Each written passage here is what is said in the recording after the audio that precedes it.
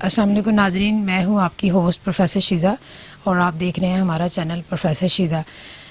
جیسا کہ پاکستان میں ٹرانسجینڈر کمیونٹی جو ہے وہ ہمیشہ سے اس کو بری نظر سے ہی دیکھا جاتا ہے اور ایکسیپٹ نہیں کیا جاتا، اور وہ کن مشکلات سے گزر کے اپنی زندگی کو سروائیو کرتے ہیں یہ تو ان سے بڑھ کر کوئی نہیں جانتا۔ آج ہمارے ساتھ ایسی ہی ایک پرسنالٹی عاشی بٹ صاحب موجود ہیں جن کی زندگی کی ہسٹری کچھ اس طرح ہے کہ ماشاءاللہ وہ ایجوکیٹڈ رہی ہیں، اچھے اداروں میں انہوں نے پڑھا تھا اور اچھی تعلیم حاصل کی۔ اس کے باوجود زندگی کے ایک مقام پہ آ کے ان کو بھی انہی مشکلات کا سامنا کرنا پڑا جس طرح جو ہے وہ سارے ٹرانسجینڈر کو کرنا پڑتا ہے۔ تو آئیے ہم ان سے ملتے ہیں اور ان سے ان کی زندگی کی وہ تلخ حقیقتوں کے بارے میں جو ہے وہ پوچھتے ہیں کہ انہوں کس طرح آج اس مقام پہ پہنچی ہیں، کیونکہ یہ کافی اچھے کام کر رہی ہیں اور کافی اداروں میں انہوں نے پڑھایا بھی ہے۔ تو ان سے پوچھتے ہیں کہ اس کے باوجود ان کو کن مشکلات کا سامنا کرنا پڑا اور یہ آج اس مقام پہ جو ہیں وہ کیسا محسوس کرتی ہیں۔ السلام علیکم۔ جی وعلیکم السلام۔ اچھا، آپ بتائیے گا کہ آپ کا انٹروڈکشن تو میرا خیال ہے میں نہیں کروا سکتی کہ آپ نے کس طرح اپنی زندگی کی کن مشکلات سے گزر کر اس مقام پر پہنچی اور کس طرح اپنی زندگی کو سروائیو کیا آپ نے؟ ہاں، جیسا کہ سب لوگ جانتے ہیں میں ایک سینئر سوشل ایکٹیوسٹ ہوں اور اپنی خواجہ صاحب کے لیے کام کر رہی ہوں۔ My name is Ashi Butt, I am chairperson Beghar foundation the right for Khwaja Sahib. Khwaja صاحب ایک حقیقت ہے جسے زبان نے تلخ حقیقت بنا دی ہے۔ جب خواجہ صاحب پیدا ہوتا ہے اس کی اسٹرگل صرف کے شروع ہو جاتی ہے۔ پیرنٹس ان کو ایکسیپٹ نہیں کرتے ہیں، گھروں سے نکل پڑتے ہیں۔ میں خود کی پولیٹیکل فیملی سے بلانگ کرتی ہوں۔ میرا باپ پولیٹیشین میں تھا، میرا بھائی پولیٹیشین میں تھا، میرا ایک بھائی بہت بڑا لائر ہے اور میں کیتھیڈرل سے پڑھی ہوں۔ مجھے ایکسیپٹ نہیں کیا گیا ہے، تو میں سوچتی ہوں کہ جو مڈل کلاس فیملی ہیں وہ پھر بھی ایکسیپٹ کر لیتی ہیں، کیونکہ ان کے جو خواجہ صاحب بچے ہیں ان کی کمائی کا ذریعہ بن جاتے ہیں۔ لیکن وہ لوگ بھی ان سے پیسے تو لے لیتے ہیں لیکن گھر میں رکھنا پسند نہیں کرتے۔ تو کیوں ایسا کیوں نہیں ہے؟ ہمارے ملک میں اویئرنیس کیوں نہیں ہے؟ میں جہاں تک مجھے تو اپنا تعارف کروانا نہیں چاہیے۔ میں لمس یونیورسٹی اویئرنیس کے لیے جاتی رہی ہوں، وہاں پہ میری کلاسز ہوتی تھیں۔ اس کے علاوہ پتہ نہیں کون سی یونیورسٹی جہاں میں نہیں جاتی ہوں اور آپ لوگوں کو بتاتی ہوں کہ ہمیں ایکسیپٹ کریں، ہم لوگ آپ کے بہن بھائی ہیں۔ خواجہ سراں کوئی آسمان سے نہیں گرتے ہیں، درختوں پہ نہیں لگتے ہیں، زمین میں نہیں اگتے ہیں۔ یہ لوگ آپ کے بہن بھائی ہیں، آپ ان کو ایکسیپٹ کریں، ان سے اچھا بیہیو کریں۔ خواجہ سراں ہی ہیو ٹو برین، اگر آپ لوگ ان کو سپورٹ کریں گے یہ اچھے شیف ہو سکتے ہیں۔ اچھے خواجہ سراں ہی ہیو ٹو برین، اگر آپ لوگ ان کو ایکسیپٹ کریں گے یہ اچھے شیف ہو سکتے ہیں، اچھے بوتیک چلا سکتے ہیں، اچھے پارلر چلا سکتے ہیں، یہ عورت مرد دونوں کا کام دے سکتے ہیں اور یہ عورت مرد کے شانہ بشانہ کام کر سکتے ہیں۔ آپ نے اتنے اچھے اداروں میں پڑھا، جیسا کہ آپ نے بتایا کیتھیڈرل میں، وہ تو کو ایجوکیشن ہے، تو آپ کو کس عمر میں آ کے جو ہے وہ پیرنٹس نے ایکسیپٹ نہیں کیا یا شروع سے ہی جو ہے وہ ایکسیپٹ نہیں کیا تھا؟ ایسا ہے کہ میں جس ادارے میں پڑھی ہوں وہاں پہ آپ کو پتہ وہ کو ایجوکیشن، لڑکیاں لڑکے اکٹھے پڑھتے تھے، اور آج کا بچہ تو 8 سال کا جوان ہے۔ جس زمانے میں آپ 40 ایئر پیچھے چلے جائیں، میں 50+ ہوں، جب میں نے وہاں سے میٹرک کیا ہمیں تو پتہ نہیں تھا لڑکی کیا ہوتی ہے اور لڑکا کیا ہوتا ہے۔ میں نے 15 سال کی عمر میں میٹرک کیا، جب میں گھر پہ آئی ہوں تو پھر میں نے ریلائز کیا ہے کہ میرے میں کوئی کمی ہے، پتہ نہیں کیا ہے۔ تو پھر ایسا انسان محسوس کر لیتا ہے، تو گھر والے تو اچھا بیہیو کرتے ہیں لیکن یہ معاشرہ، یہ سوسائٹی یہ ہمیں آن نہیں کرتے، یہ ہمیں ایکسیپٹ نہیں کرتے ہیں۔ تو آپ کو پتہ ہے کہ اگر آپ کے انگلی پہ زخم ہو جاتا ہے آپ انگلی کو کاٹیں گے نہیں، اس کا علاج کریں گے۔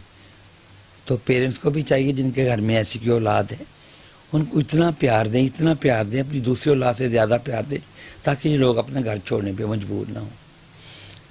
میں گھر سے کیوں نکلی؟ میں ایک ہائی فائی فیملی بلانگ کرتی ہوں۔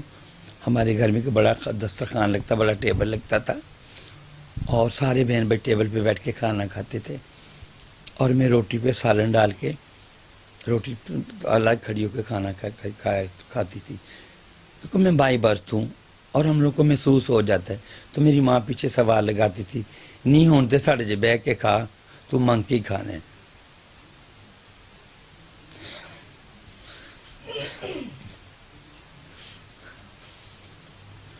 اور کیا وہ الفاظ آج بھی مجھے چبھن ہوتی ہے کہ میں ایسی کیوں ہوں.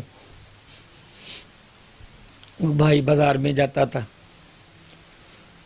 دوست اس کو ہوٹ کرتے تھے کیونکہ خواجہ سرا محل، خواجہ سر محلوں میں بسنے والے، ہم تو وہ لوگ ہیں.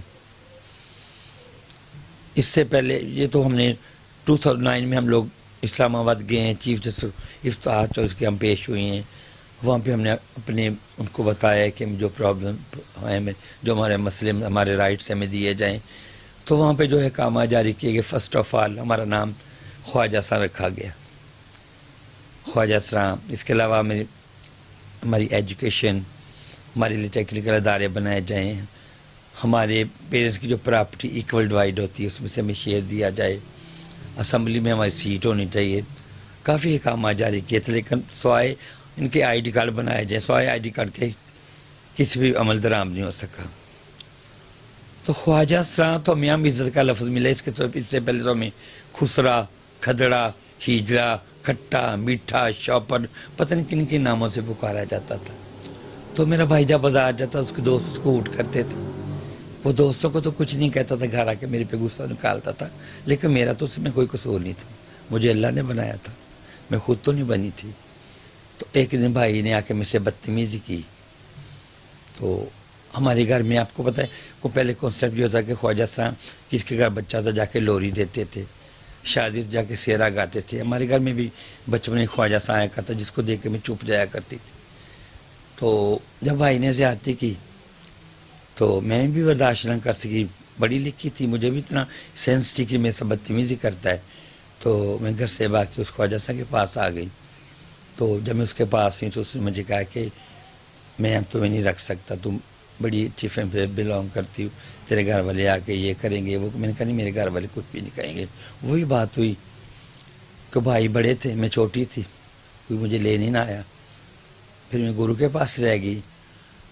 ہمارے گرو ہمیں لک آفٹر کرتے ہیں. جب ہم گھروں سے کک آؤٹ کروا دیا جاتا ہے، گرو ہمیں لک آفٹر کرتے ہیں، اور جو پیار ہم لوگ کو گھر میں ملنا چاہیے وہ ہمارے گرو ہمیں دیتے ہیں. سو ظاہر گرو بیچارہ جو کام خود کا تھا ہم سے وہی کام کروائے گا. جیسے گھر میں کوئی بچہ ہوتا ہے، پڑھتا ہے لکھتا ہے، اپنے پیرنٹس کو کما کے دیتا ہے، پھر ہم بھی کما کے اپنی کمائی اپنے گروؤں کے آگے رکھتے ہیں. آپ کو اتنی کم عمری میں گھر سے نکالا گیا. اس ایج میں آپ خوبصورت بھی تھیں، ینگ تھیں، اور اس ٹائم پہ تو کسی اپنے کی ضرورت ہوتی ہے، کسی سے شیئر کرنا. مطلب لوگ آپ کو کس طرح تنگ کرتے تھے، تو اس ٹائم کس سے آپ شیئر کیا کرتے تھے؟ ہمارے اپنے تو اپنے رہتے ہی نہیں. خواجہ صاحب میں آج تک یہ نہیں سمجھ سکی کہ اگر ایک گھر میں ایک ابنورمل بچہ رکھا جا سکتا ہے، ایک لولا لنگڑا کانا بچہ اس کو ماں ساتھ لے کے گھوم سکتی ہے، خواجہ صاحب کے ساتھ ہی زیادتی کیوں؟ فرسٹ آف آل تو پیرنٹس کو ان کو ایکسیپٹ کرنا چاہیے. میں جب گھر سے نکلی ہوں میں نے بڑی اسٹرگل کی ہے، میں نے بڑا کچھ سنا ہے. میں وہ ہوں جو منہ میں سونے کا چمچہ لے کے پیدا ہوئی تھی، لیکن انسان جب اس ماحول میں آتا ہے پھر اس کو ایڈجسٹ کرنا پڑتا ہے. جیسا دیس ویسا ویس ویسا بننا پڑتا ہے. اپنی یاد تو بہت آتے ہیں لیکن ہمارے اپنے نہیں رہتے. اکثر خواجہ سرا کو جو ہے وہ غلط کاموں کی وجہ سے سنا جاتا ہے اور مانا جاتا ہے کہ یہ غلط کام کرتے ہیں، جیسے بدپھیلی وغیرہ کچھ اس طرح. تو اس بارے میں آپ کیا کہیں گے؟